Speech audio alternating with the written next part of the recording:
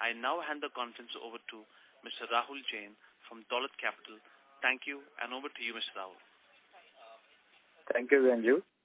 Good evening, everyone. On behalf of Dolat Capital, I would like to thank KPIT Technologies Limited for giving us the opportunity to host this earnings call. And now I would like to hand the conference over to Mr. Sunil Phansalkar, his head IR at KPIT, to do the management introductions. Over to you, Sunil. Thank you, Rahul. Good evening and a very warm welcome to everybody on the Q1FY23 earnings call of KPIT Technologies Limited. On the call today, we have Kishore Patil, our CEO and MD. We have Sachin Tikekar, President and Joint MD, Priya Hardikar, CFO, and of course myself, Sunil Phansalkar from Investor Relations. So as we always do, we'll have the opening remarks by Mr. Kishore Patil on the performance of KPIT in the last quarter and the way forward, and then we'll have the house open for your questions. So once again, thank you for joining the call and a very warm welcome to all of you. And I'll hand this over to Mr. Kishore Patil. Good evening, everyone. I would like you to take through salient features for this quarter. To start with, as you know, the revenues have grown 23% in constant currency year on year during the quarter, and a 6% quarter-on-quarter growth. In terms of reported numbers, revenue in terms of dollar growth, it is 16.4% year on year and 3.2% quarter on quarter. Because of the currency movement, there has been more gap in terms of constant currency numbers and reported numbers. It has been generally across the industry. We were a bit impacted because of our higher revenue in the Eurozone as well as yen currency movement in the last month. But on the account of, it could get balanced because of the dollar movement which were favorable during the same time. The overall revenue growth has come more from the PASCAR vertical, and large revenue growth was also driven by what we call software-defined vehicle, basically middleware and new architecture. Overall, otherwise, the growth has been broad-based. The good part about this growth is the programs which are winning will drive further growth over the years in other parts of the business, because middleware is something in SDV programs you start with the middleware and then the other parts of the business follow next. During this quarter, we had contracted engagements of 155 million, which is quite good. And overall, our order book looks good. In terms of profitability, Ebitda margins, there is a increase from increase to 19.4% from 18.6% last year. Year on year, Ebitda growth is of 35.7% and quarter-on-quarter growth of 9.7%. Now, this has come, 19.4% has come in spite of, the promotions, etc., which we have made during the year, during this quarter. And there is a negligible impact of the currency in improvement of this Ebitda margins. Most of it has come because of the growth in the revenues and operational efficiency. In the quarter one, the net profit are at 85.4 million rupees, and there is a growth of 41% year on year and 8.3% quarter on quarter. The cash, we are with a cash of 10.6 billion with 46 days of receivables, which has been the lowest till now. Going into the other parts of the business, if you look at on the people side, we have added about 900 people during the quarter. Now, with the overall we see as is out in the market on the people side, our attrition has looking to trend downwards. It has substantially come down in terms of what we call top performers bracket.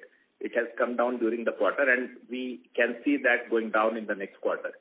So it has also allowed us to bring the more stability in terms of delivery of the programs we are winning. We do believe that attritions may soften over the next few quarters. We continue to connect with multiple. We are increasing our range, our reach, both in India and outside India. In India, in setting up new development locations, growing locations outside Pune, Bangalore. We are looking at setting up certain locations outside India, many places. We are tying up with the universities, multiple universities, and that would allow us to really scale and bring the specialist talent we need relevant to different parts of the world in different time zone and different language and able. For example, we have tied with the Coventry University for many years, and during this last few, we work with the universities, etc., to change the curriculum, bring it what is more relevant to our current business, and have those specialized courses both for mainly for our current employees, and that really helps us. In recognition of KPIT contribution, Coventry, which is a leading automotive, I would say, focused university, very well known in the automotive world, they have given honorary PhD to our chairman, Ravi Pandit. On the client side, if I have to say, clients continue to change their business model. Again, from selling vehicles, they are moving towards selling more services. They are trying to see what new services they can bring to the client. In order to enable that, they are continuing with the investment in CASE and the new architecture, as we call middleware and new architecture.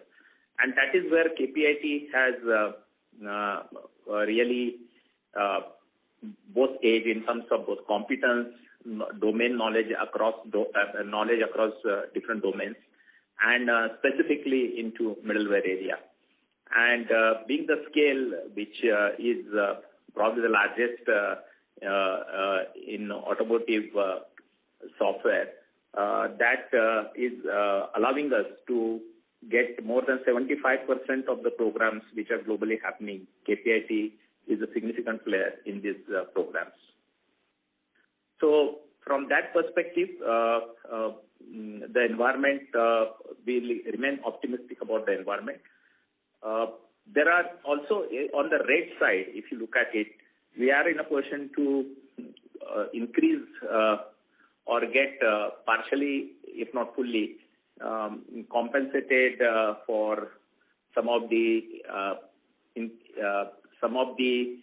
inflation-related payments or increments which we have to make to our employees. We change business model, with bringing different business models. We are in a position to increase our realization, and in new technology areas, we are still in a position to command premium rates. So with all this, from that side, it looks very positive. On the other hand, while it may have a minimal impact in the next few quarters, or at least for this year, but cross-currency movement is going into a negative way, and that's why there has been change. There has been gap between the reported currency growth and the constant currency growth or revenues, and that may continue, maybe further increase during the Q2 for sure, and maybe in Q3 too. So that's one part which is, if I have to say, volatile as of now. Overall, we see very positive about the business environment, and we are very positive the way we have built our business and our relationship with the client and the employee base we have, and our ability to scale and excel. Thank you.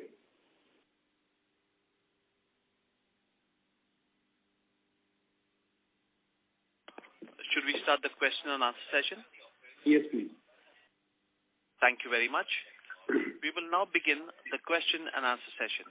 Anyone who wishes to ask a question may press star and 1 on their touch-tone telephone. If you wish to remove yourself from the question queue, you may press star and 2. Participants are requested to use handsets while asking a question. Ladies and gentlemen, we will wait for a moment while the question queue assembles. The first question is from the line of Vimal Gohil from Alchemy Capital. Please go ahead. Yes, sir.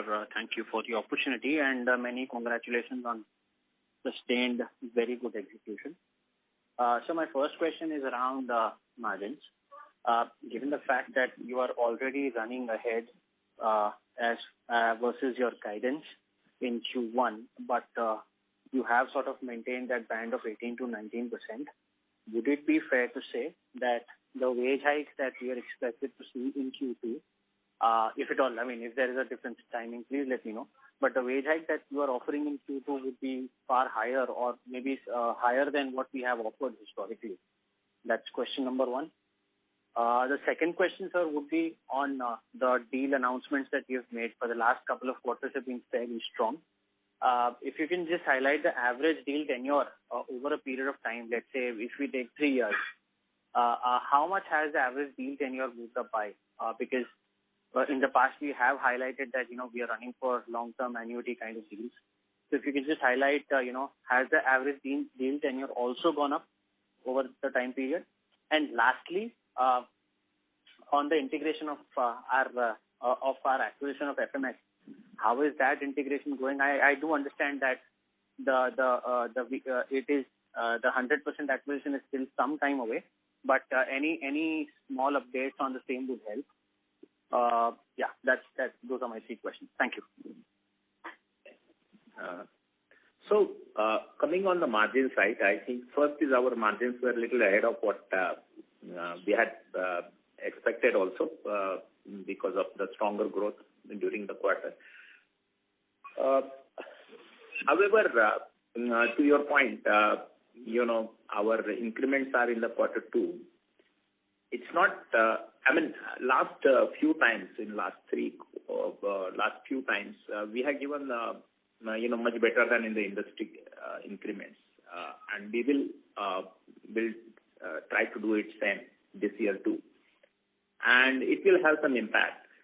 But the other part I mentioned about the currency and some of those issues. That's why we cannot completely estimate the impact of some of these changes. But generally, as a practice, once there are very few people who give outlook, and once we give the outlook, we revise it in quarter 3 if we see the need so. So that has been our practice all along. Now, coming to the, I'll answer one more question and then my colleague will take the other one. On the integration of FMS, I think things are going very well, in line with what we have thought about. Our whole idea was to really focus on a client and build a significant practice or presence in that client, which is happening pretty well. There is a lot of interaction, integration, which is happening, which are all positive. As you mentioned, we wanted to let them go certain distance on their own to maximize the momentum. And in next 2-3 quarters, as we acquire additional stake, that's when we will be in a better position to share. But overall, let me say it is going in a positive way, both on terms of strategic intent as well as the numbers. Right. So just one follow-up there, sir.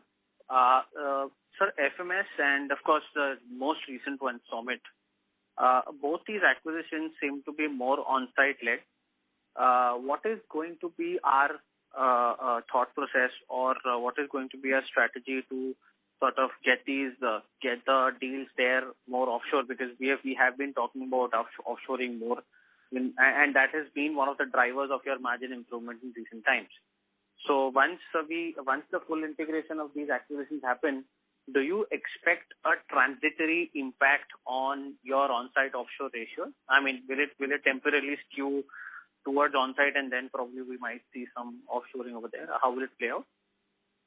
Just to put it in the context, we added 900 people during the quarter. The total employees of both together is about 100. So the whole idea we acquired them is basically for a specific competence and very skilled and very special talent they have in certain areas. To your point, we will leverage it as we get the larger deals in due course. And that's why actually it made, that was one of the reasons for our acquisition and from their side also. So that a lot of growth we can leverage offshore. But anyway, the margins are good on its own for them. Does it answer your question? Yeah, of course. I got the broader point, sir. And lastly, on macros, the most awaited question: any impact that you're seeing on the worsening macros in the West? Thanks a lot. That's all from my side. Impact of macro environment on demand and. From where we stand today, our mid-term outlook continues to be positive. This is not to say that we are not keeping our ears to the ground to see whether there are any changes that are happening. But right now, I think the demand continues to be fairly robust for us. Sir, on the average deal tenure, I think we missed that. Yes, sorry, I missed that. The whole rationale behind having that T25 strategy was to go deep and wide in every account. And we are seeing more and more of that over the last couple of years. And what that also means is whenever there is an engagement, usually the size of the engagement is getting larger and also duration is getting longer. And your question was, what is the average duration? So typically for a program, it's a 3-year kind of a duration. And the potential, when the production program gets over, there is always ongoing support and maintenance, or even the new feature development work that happens after that. So usually when we work on any kind of large engagement, it's at least for 3 years, and there are opportunities to extend it well beyond that. So that's the whole rationale behind having that sharp focus on T25. Does that answer your question? Absolutely, sir. Absolutely. Thank you so much, sir, and all the very best. Thank you. Thank you. Next question is from the line of Karan Upal from Phillip Capital India. Please go ahead. Yeah. Thanks for the opportunity and congratulations on another strong quarter. So, partly you answered my question on macros, but just want to delve a bit deeper. In your conversations with your clients, what is the feedback you are getting from both auto OEMs and Tier 1 clients in terms of if they are pushing for certain projects in their ADAS, electrification or connected space, which might impact our business? Given our, as I mentioned earlier on, given our recent conversation, more and more of our business is actually coming from their architecture with the middleware. And these programs are essentially an existential kind of programs for most of the OEMs. They are not backing off those programs. We have not seen any signs of that. In fact, for the last couple of years, they've been accelerating all of these programs. And when we believe that given the critical nature from their future perspective, we feel very confident that they'll stick to these programs. Having said that, every OEM and every Tier 1 is looking to save money because they all want to be competitive and, save for the rainy days. But most of those savings are happening in other areas where, a company like ours is not impacted. That's how we are reading the market at this point in time. Sure, sir. Thanks for the detailed answer. Second question is on margins. So So gross margins over the last 5-6 quarters has been very stable despite very high supply side pressures and the strong hiring done by you. So is it fair to say that the margins are getting the benefited because of the high pricing you are able to charge, and because of that you are able to mitigate the supply side pressures? That is the main lever you are using, or other levers are also at play which you can explain it to us? There are 2-3 things. One is first is a strong growth. That is a point. The second is increase in the offshoring, and the third is of course commanding a reasonable price and premium in some specific areas. So it's a combination of all three. In addition to that, I think it's not that we really tighten things everywhere. That we are, as you rightly mentioned, we are actually paying pretty well. I think we have given the increments pretty well, but we are also tightening our operations. So with all this, we have been in a position to achieve this. Okay. Just last two questions, please. First is, what would be the impact of wage hikes in Q2? And secondly, what would be the cross-currency impact for the full year, for full FY23, based on the currency which is right today as you see it? I think we cannot answer both the questions, but I can tell you that whatever people are looking at industry, because I cannot share it in the public domain till my employees know. But it will be a little higher than what the industry is doing, I think, for sure. So right now, it may be anywhere. It will be a little higher than the last year as the industry. So that is point number one. A cross-currency impact we cannot really talk.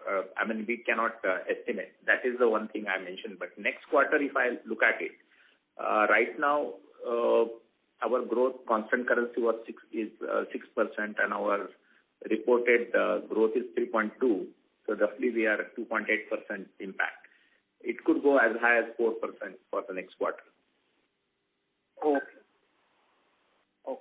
That's it from my side. Thanks a lot. It depends on the currency movement, but that's for estimate. Sure. Thanks a lot for answering my question. Thank you. Thank you. Next question is from the line of Mohit Jain from Anand Rathi. Please go ahead. Hi, sir. A related question, actually. So last time you spoke about shift to offshore, and it was supposed to be a little slower compared to what we observed last year. So where are we in that? No, I think we have been increasing our offshore overall, but many of these large programs in the last 2 quarters, specifically last quarter, and so many of these again are very large programs. So initially it starts on site. So we are at the same level as we have been in the on the on-site offshore ratio for about 4 months or so, 4 to 5 months. But I think it will change in a quarter.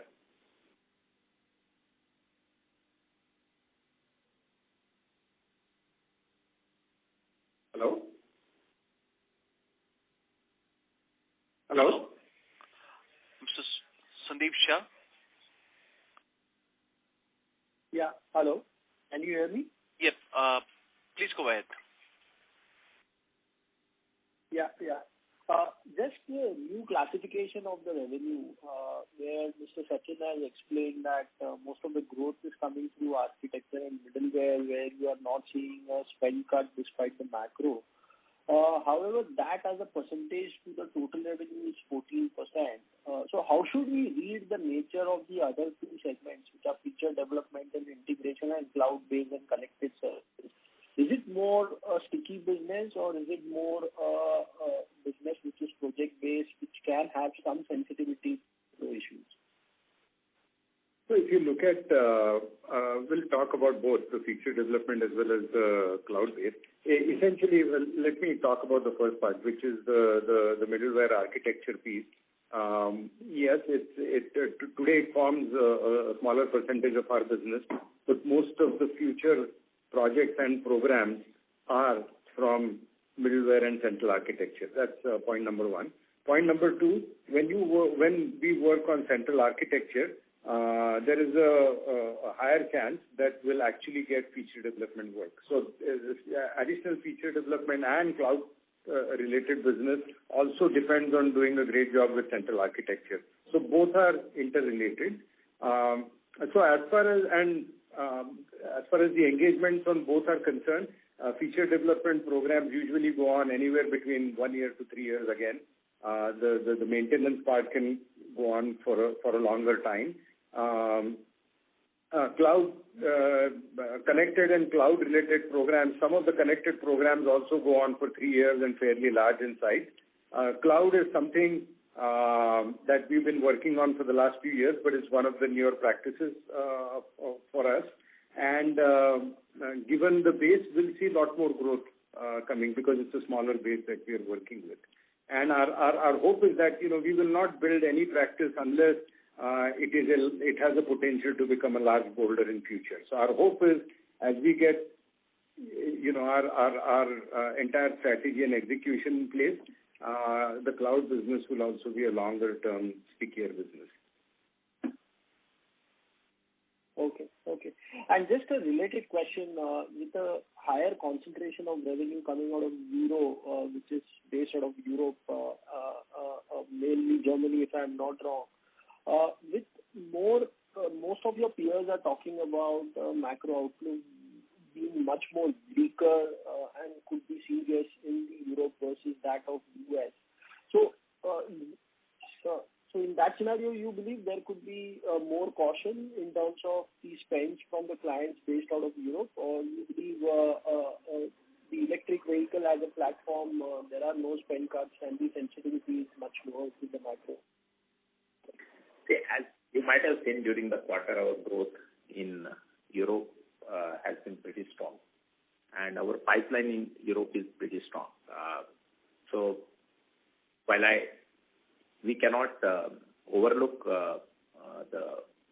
this, but as Mr. Tikekar mentioned, we have not seen that yet, and we are actually in multiple discussions on new businesses in that region. Okay, helpful. Just a bookkeeping question.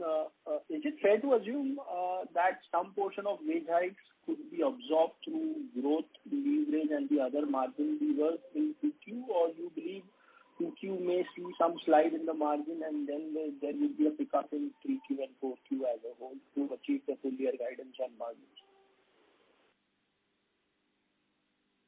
So it could be partially. We cannot really give an estimate of that. Okay. It would certainly have Okay. And what is the contribution of Somit Solutions in terms of revenue in this quarter? And the payout in terms of Somit looks lower versus what we have said during the acquisition press release. So what is the difference? The acquisition, if I'm not wrong, is 65% owned currently, and by Q3 it may go to 100%, right? Yeah, so this the payout that has happened is only for the first tranche during this quarter. There are no revenues added from Somit during the quarter. It will only happen next quarter. So and the total payout that we had mentioned in the release when we did the acquisition will happen, as you rightly said, over a 6-month period. So next quarter we will go to 100%. But right now what is reflected is about the 65% payment that we have done. Okay. Thanks. We'll come in a follow-up. Thank you. Thank you. Next question is from the line of Nitin Padmanabhan from Investec. Please go ahead.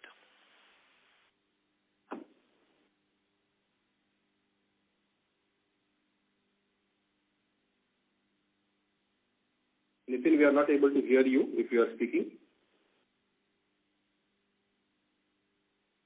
Mr. Nitin, please go ahead with your question.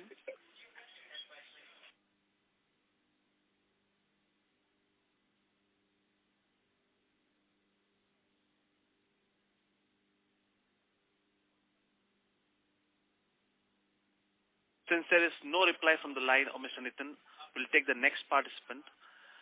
The next one in line is Mr. Dave from Invest Adania. Please go ahead. Hello. Thank you for providing me the opportunity. Sir, in the initial discussion, you have told that you were able to increase the pricing due to new tech areas or new skills that you have. So would you like to, and also the new business models that you have, going? No, I think in this case, we are taking the full ownership of the program and managing it, and we are basically charging basically based on that. So the business models, I basically said that wherever we are using into specific technologies where we are guaranteeing certain performances, etc., where we are in a position to charge higher rates. That's what I mentioned. And the business model is, as we are taking full ownership of the programs wherever, we are in a position to again charge premium. Okay, sir. And sir, what is the contribution of FMS to the revenues? FMS? No, zero. Okay. Thank you. Thank you. Next question is from the line of Chandramouli Muthiah from Goldman Sachs. Please go ahead. Hi, good evening, and thank you for taking my questions. My first question is on the recent leadership change at one of your large clients, Volkswagen. So the outgoing CEO was also the head of KPIT, which is their in-house software entity, which I'm sure you've been working closely with over the years. So in your long history of working on automotive software contracts, I just wanted to understand what are the sort of changes that a partner like you will need to cycle through in such a leadership change situation? See,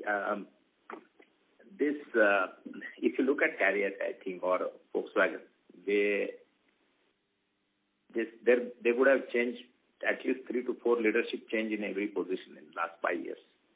So that's how it has happened at KPIT and Volkswagen. Generally, this does not impact because the strategy is clear and their clarity is there. Maximum what can change is spent from one pocket to another. If there is any reorganization of the engineering organization, and the only case in this case can happen is from KPIT to the brand itself. And fortunately for us, we are engaged with both brands as well as the central software organization. So we do not see any change in this. Got it. That's helpful. My second question is more specific on the pricing commentary that you've given out, just the answer you gave to the previous participant. So are you able to give any sense of quantification on what sort of pricing improvements you're able to see in some of the new contracts that you're winning? In terms of pricing, there is always an effort to improve it. As our positioning in the eyes of the clients go up, so we are not backing off on that. There were some in the past couple of months, I think, with some of our clients where it was overdue. We've been able to get upward revision, and we'll continue to work on it, and we'll see where it goes. Maybe there is an opportunity with another couple of them in the immediate future. And the second part is, other than that, we just have to make sure that we continue to go up the value chain and demonstrate the right kind of value to the clients to sort of demand premium pricing. So, absolutely. To add to this, basically, if you look at it, wherever there is an engagement more on-site, if I have to say, clients are very cognizant about the high inflation, and they are very considerate to compensate for that, if not more. So that is there. In other cases, I think, as Mr. Tikekar mentioned, we are looking to change the business model and make up and add to whatever additional expenses we are incurring. But through change of business model, asking for higher prices, offshoring, all these 3 levers. Got it. That's helpful. And my last question is on the guidance. So the guidance is unchanged despite the margin beat this quarter. I just want to understand the top line. You're given the 18 to 21% constant currency growth guidance for FY23 at the end of 4Q. So now you've announced the Summit transaction over and above that. So is the Summit transaction included in the 18 to 21%, or is it over and above that? It's a very small part. I mean, you can consider either way, but it's a small part. So. But the point I had mentioned about it, this is, and we are happy that we started on a stronger profitability. We would wait for our two things. One is the increments, how it works out. There are a few other factors also, which we are waiting, and the currency movement. All this, there's too much uncertainty on all this count. But overall, as a practice, if we have to revise any numbers, we do it only in the quarter 3. Got it. That's very helpful. Thank you very much, and all the best. Thank you. Thank you. Thank you. Next question is from the line of Saurabh Tendulkar from Mitsui OSK Lines. Please go ahead.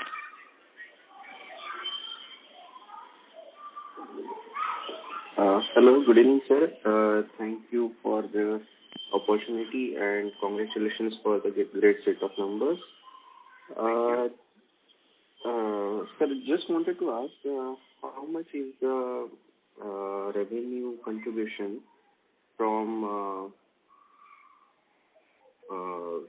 this middleware segment? So if you look at the metrics that we have given right now, I think we have given it by the 3 business units, and the business unit that talks about middleware and architecture, that is the revenue contribution that we have, which is, if you look for the quarter, the absolute number is about $12.83 million US dollars. Percentage. So, copy of that, sir. And my second question is on the currency impact, which you said. Actually, how much it is, as you mentioned in the presentation, the currency impact from yen and other currencies. So how much it is actually? So if you look at it, what we mentioned in the opening remarks is our constant currency growth is 6% and our reported US dollar revenue growth is 3.2%. So the net impact of these cross-currency fluctuations for the quarter has been 2.8%. And next quarter, you said it will be around 4%. You are estimating. The current currency level, it could be around that number. If that moves, then of course it will move. Thank you, sir. Thank you. Thank you. Thank you. Next question is from the line of Nitin Padmanabhan from Investec. Please go ahead. Yeah. Hi, good evening. Am I audible? Yes. Okay. Thank you. Anyway, congrats on the strong quarter. I had 2 questions. The first is on margins. Just wanted your thoughts on, obviously there are wage increases next quarter. Just wanted your thoughts on what could be the, potential offsets that could sort of mitigate some of those wage inflation impacts. What are the levers that you see out there? The second is, has there been any incremental offshore shift we have seen in the last 2 odd quarters from a business perspective? And finally, I think historically we have mentioned about some 4 large deals in the network in the software architecture area, and of which I think 1 we signed in the prior quarter. How are we on the pipeline there? Has the number of deals sort of increased, or are you hopeful of closing anything that's come to advanced stages of closure? Any thoughts there would be helpful. So I will just answer the last question. We are already engaged in most, as I mentioned, 75% of the programs which are happening in this area, and sometimes we cannot really put together a big deal and make an announcement as you have to. You cannot do it always. But we are already engaged in 75% of the program as a key partner. So that is exactly what we have mentioned, and we are in line with that. The rest, Yes. So on the margin front, yes, there are levers like offshoring, as Kishore mentioned earlier. Offshoring is one of the factors. Then also leveraging the fixed costs that we have. So both of these will contribute to sustainable Ebitda margins as we move forward. And therefore, the currency headwinds will not have a significant impact on the profitability too. Naturally, it will be helped by higher growth as we can achieve in the quarter and higher realization, as I mentioned. Sure. That's very helpful. And lastly, I think if you look at the US geography, we have seen a strong growth over the last 2 quarters, which is Q1 and Q4. But historically, it's been a little patchy, and we have been very strong in terms of growth from Europe. Just wanted your thoughts on the opportunities you're seeing broadly in the US, and do you think this sort of growth will sort of sustain, or will continue to be sort of volatile? And what's really driving volatility in that geography? Thanks. That's all from my end. Yes, as far as the Americas, where US is the biggest part of our business,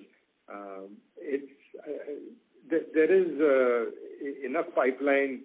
We have strong clients there who form our T25. From each one of them, we are seeing opportunities to grow. So to us right now, that volatility is not very visible. We believe that year on year we'll have a healthy growth in the US.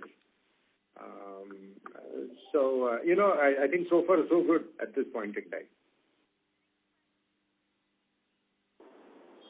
Sure, that's helpful. Thanks so much, and all the very best. Thank you. Thank you. Next question is from the line of Sandeep Shah from Aquarius Securities. Please go ahead. Thanks for the follow-up. Just a question in terms of the average revenue per employee. So if I'm not wrong, I think the earlier comment indicated the offshore revenue is more or less stable versus 4 to 5 months back. However, the average revenue per employee has been declining on a Q-on-Q basis from 3Q, 4Q, and 1Q. So how should we read this? Because we are also commenting about a rate increase which is happening and helping you in terms of margins as well. I think one of the key parts is we have added more number of people. And as you can imagine that some of these technologies, it takes more time. And you can see it in utilization. Going down a bit, and that has an impact. So overall, but at the same time, you would recognize that our Ebitda margins and overall profitability has gone. And for us, the denominator includes everyone. It also includes the freshers when we calculate the average revenue per employee. Correct. So what should be the fresher addition program in FY23 versus FY22, and how it will look like from 2Q to 4Q? We have changed that overall, the way we look at it. We generally give certain go to certain key campus and give offers, but the rest we really hire on every rolling 3 months from the market, because now campus recruitment is very important for us, but it has not remained as exclusive as it used to be. So people can go beyond campus offers, and they can take offers from anywhere. So we are taking that's why it gives us also flexibility to hire people at other points of time instead of committing 18 months before. Okay. Okay. And now we have also changed the classification of strategic T21 customer revenue to now strategic customer revenue. So is it fair to say we might have entered in more than 21 strategic clients? Yeah, this is the T25 revenue. These are 25 clients revenue. This is a T25 revenue. Okay. And last question, in terms of the fixed price contribution to the revenue has been coming down. So how to read this? Because increasing time and material also indicates more project-based business within the company. No, this is also related to what Mr. Kishore Patil said earlier about some of the new programs that we are starting, which have a little bit of higher on-site initially. The initial part also is done a little bit more on a T&M basis. So I think that is the reason why you'll see a little bit of increase in T&M. But as a secular trend, the fixed price will go upwards as we move ahead and get these projects shifted to offshore. Okay. Thanks and all the best and congrats on a good set of numbers. Thank you. Thank you. Next question is from the line of Chirag Kacharia from Ashika Institutional Equities. Please go ahead. Congratulations on good set of numbers. Sir, I want to understand the scheme of arrangement which we have done 2 years back between this Birlasoft and our company. So, are we on track? What management internally has decided in terms of growing this business separately, and what next step you guys are planning to do, garner more market share in what we are doing? Because the underlying segment itself is a huge potential in next decade also.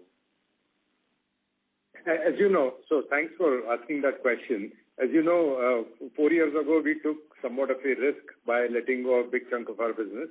And we are at a stage where we are happy to say that all the stakeholders have benefited tremendously on both sides. So, as far as our expectations and the plan, we are absolutely on the plan, and everybody is happy, and we hope that you also share our sentiment. And as far as the future is concerned, our vision, which is reimagining mobility for a cleaner, safer, and smarter world. That's what we are committed to. And essentially, the way to realize our vision is through our clients, T25 clients. If we can help them with their programs to make their vehicles cleaner, safer, and smarter, if you do more and more of that, I think we'll be closer to the vision. And in return, we'll have profitable growth that we've seen over the last several quarters. So, the organizations have been separate for all this time, so there is nothing pending long back. Yeah. Okay, I'll get back to you if I have further. Thank you. Thank you. Thank you.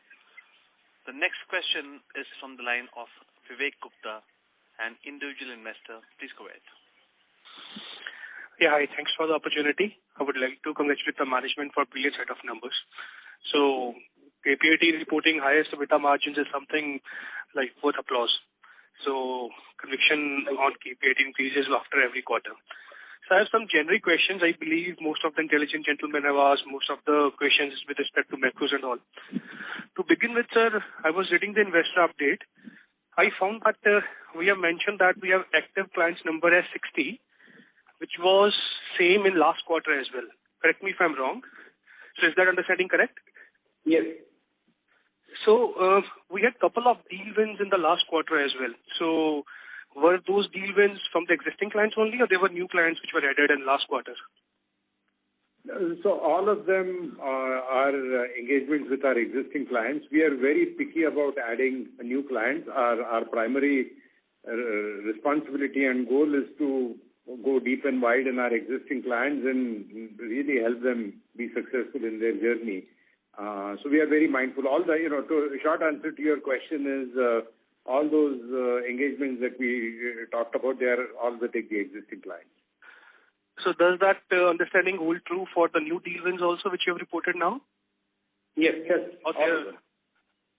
Okay. So, and one more question which I would like to ask is the margin guidance which you have given is more of from aggressive perspective, or it is a conservative guidance which you have put forward, and FY23 outlook also. Why I'm asking this question is because of a lot of things going around with respect to this Russia-Ukraine war and recession being talked about in US and all. So do you foresee any impact from this guidance, or is that conservative guidance only taking into account all these things? I think, you brought out both sides and you are aware of the dynamic situation. So what we believe is it's a very fairly realistic 18 to 19% is what we have given, considering all the factors that you brought out. Okay. So one of the questions which I would like to ask was, I think has been answered already. That was with respect to fixed cost revenue being declined Q1Q. So the new deal wins, sir, are more on T&M based, or it is also like a mix of T&M and fixed costs? They are always a mixture. See, what happens is when we get into new engagements, especially on the new architecture, the initial work is always done on T&M. It's a lot of consulting work that needs to get done. So it's beneficial to both parties that it's T&M in nature. And then we carve out programs out of that they become fixed price. So I think we'll continue to get a good basket of both going forward. We just have to be smart about it. I think that in some sense, T&M makes more sense over fixed price to both. So that's what we are doing. But in general, as an outcome of doing some T&M work, there is always some kind of carving out of the fixed price programs. Okay. So as you mentioned earlier, like in Q2, you will be rolling out these wage hikes and all. So currently we saw that rupee was at all-time low. So will that compensate a bit to that part? No, as we said earlier, even though the INR has depreciated against the dollar, it has appreciated against euro, which is also a major currency of operation for us. So if you look at the percentage of share of revenue between dollar and euro, it is the same. So whatever gains were there because of the dollar have been offset by the euro and GBP and yen. So net basis, there was no impact on the operating margins this quarter because of the currency movements. Okay. Makes sense, sir. That's all from my side. Thanks a lot. Thank you. Thank you. Next question is from the line of Amar Moria from Alpha Accurate. Please go ahead. Sir, thanks a lot for the opportunity. Just one bookkeeping, if it is possible to you. We moved to the new reporting and new segmentation. Is it possible, like at least for this quarter, if we can give the old reporting numbers as well, like powertrain, ADS, and commercial vehicles and others? I think this we have done in line with our organization and how now we have started doing it. The main reason for this is many of the programs are cross-practice. So it will be artificially changing the numbers in many of the programs. And that is the reason we have done that. It is aligned with the client organization, it is aligned with KPIT organization, and it is aligned with the new trend of cross-practices. Okay. So are you saying now this is the new standard? We have to look this way, but just for this quarter, if it is possible, if it is handy for you, if you can share. It will be artificial numbers we will be doing it. We don't now trace those numbers. Okay.